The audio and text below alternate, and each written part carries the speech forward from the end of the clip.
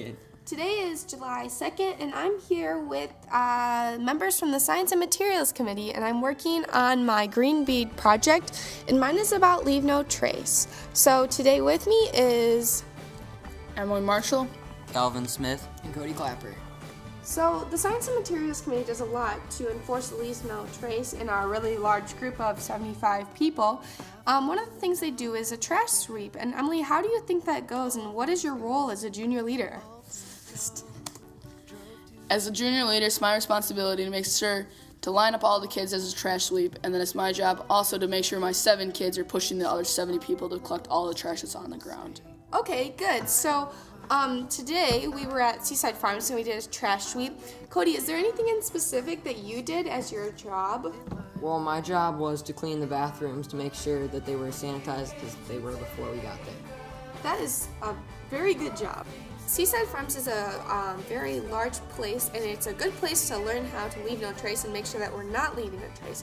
So Calvin, what's one way that we can leave no trace on the beach at Seaside Farms?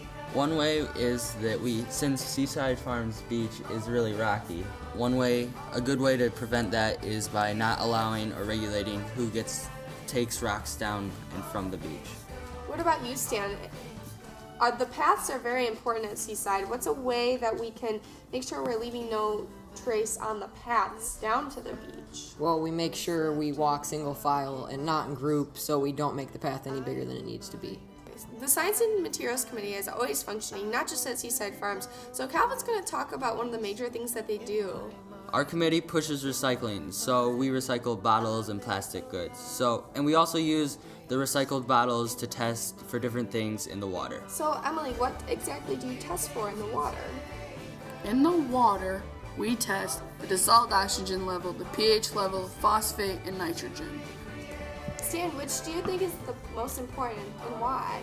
I think dissolved oxygen is the most important because it shows how much life is in the river or lake that we got it out of. Calvin, would you like to elaborate on that? The higher the dissolved oxygen level means there's more life in the water, which means there's less pollution. With less pollution, it means people are leaving no trace. What else is there that you guys do?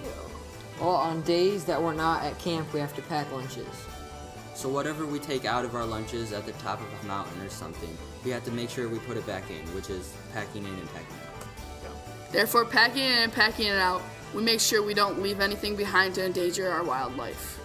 Thanks to the Science and Materials Committee for showing us how they leave no trace and how they help the whole AGLP group not leave a trace. Also, now you know how not to leave a trace back in Marshall, Michigan, or wherever home is. Now it's time to see them in action. For freedom from myself and from the land.